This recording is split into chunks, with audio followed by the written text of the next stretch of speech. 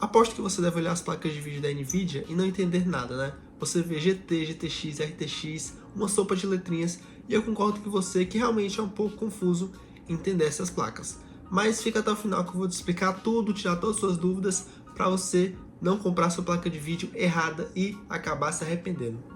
Por que existem tantas marcas vendendo placas Nvidia? Primeiramente, acho que você já percebeu quando você pesquisa placas de vídeo para comprar, né, na internet, você acaba se deparando com placas de vídeo com o mesmo nome, e só que de marcas diferentes, né? E isso acontece porque a Nvidia não fabrica placas de vídeo completas para o consumidor final, pelo menos não diretamente. Ela é primeiramente uma empresa de design de chips. O trabalho dela é criar a arquitetura da GPU, os núcleos CUDA, RT Cores, Tensor Cores e toda a tecnologia interna. A Nvidia projeta o chip, define as especificações técnicas e desenvolve os drivers que fazem tudo funcionar. A Nvidia prefere focar no design de chips, enquanto os parceiros cuidam da produção em massa, distribuição global, inovação e refrigeração. Isso permite maior alcance de mercado, reduz custos e riscos e cria competição entre fabricantes que resultam em melhores produtos para os consumidores.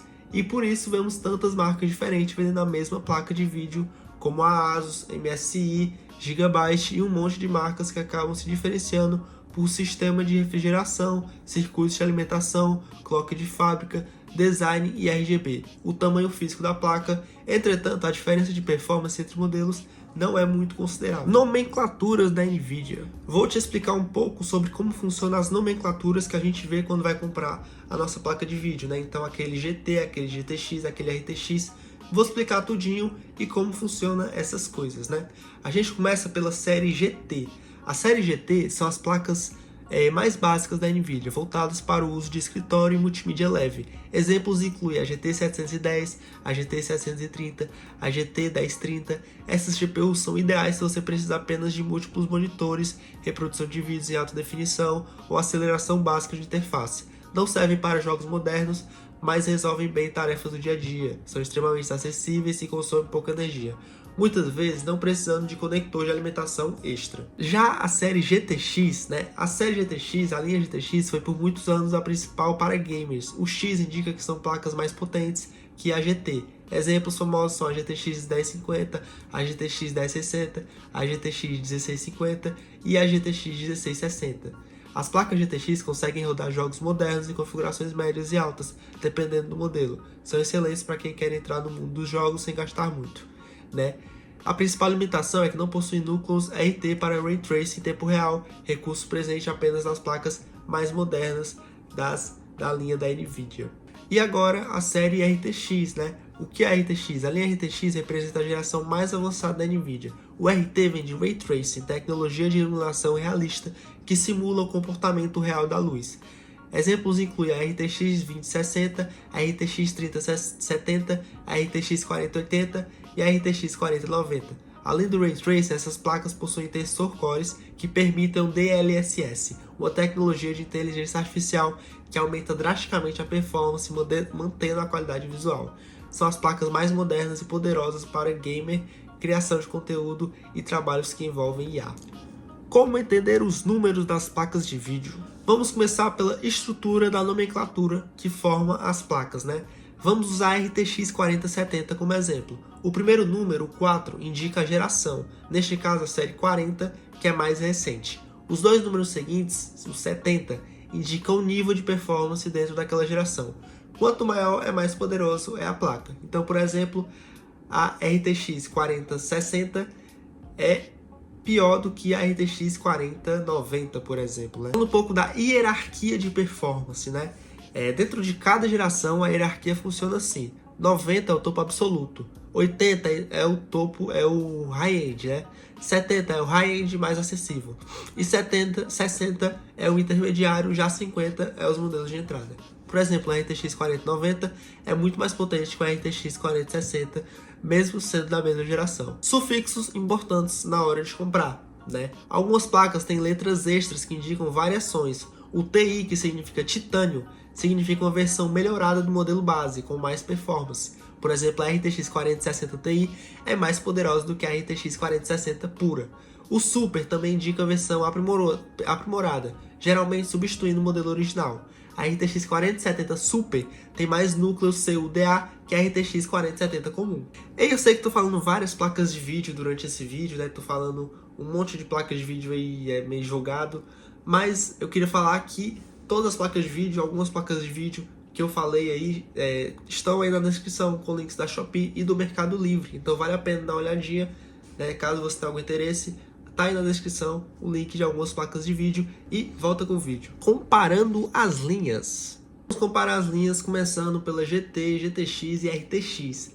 Né? Se pensarmos em categorias, a GT é para tarefas básicas sem jogos. A GTX era mais para gamer, sem Ray Tracing e com orçamento mais apertado.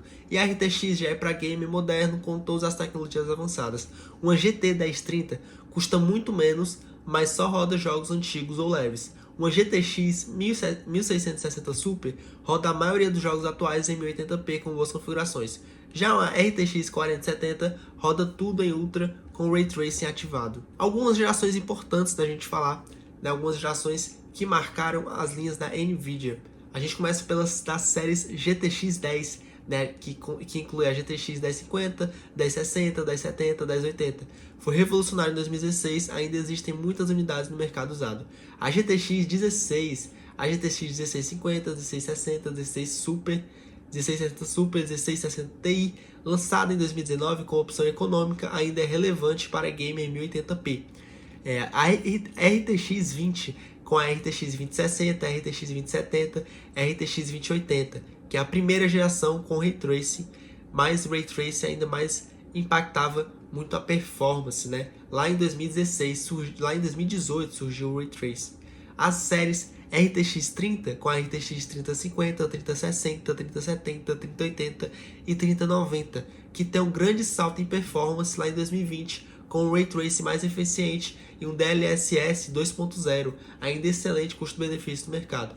E uma RTX 40, que inclui a RTX 4060, 4070, 4080, 4090, que é uma das gerações mais atuais que introduz o DLSS 3.0 com geração de frames e eficiência energética muito melhor. E atualmente a gente tem as gerações da RTX 50, né, com a 5060, 5070, 5080 e 5090. Qual escolher? Para orçamento muito limitado, né? Se você tem um orçamento muito apertado e quer apenas navegar, assistir vídeos e trabalhar, uma GT 1030 ou até a GPU integrada do processador já resolve isso. Para jogos leves ou esportes como CSGO, Valorant, League of Legends, uma GTX 1650 é o mínimo recomendado. Para um gamer mais econômico, se você quer jogar sem gastar muito, uma GTX 1660 Super ou uma RTX 3050 são boas escolhas. Elas rodam jogos atuais em configurações médias e altas em Full HD. A RTX 3050 tem a vantagem do Ray Tracing básico e DLSS, o que ajuda em alguns jogos. Já para gamer mais parrudo que está com grana para gastar, para uma experiência completa com Ray Tracing e altas taxas de quadros, vá de RTX 4060 ou RTX 4060 Ti ou até as linhas da 5060, né? Para uma ótima experiência no 1440p. Essas placas aproveitam o DLSS 3.0 e têm um desempenho excelente nos jogos mais modernos que existem. E aí, gostou do vídeo de hoje, cara? Suas dúvidas foram sanadas aí, né? Suas dúvidas sobre as linhas da Nvidia foram sanadas aí durante o vídeo, né? Se você tem mais alguma dúvida, bota aí na descrição que eu vou procurar te responder. E foi isso, cara. Praticamente o vídeo de hoje foi esse. Obrigado pela sua atenção. Deixa o like, se inscreve aí no canal e até a próxima.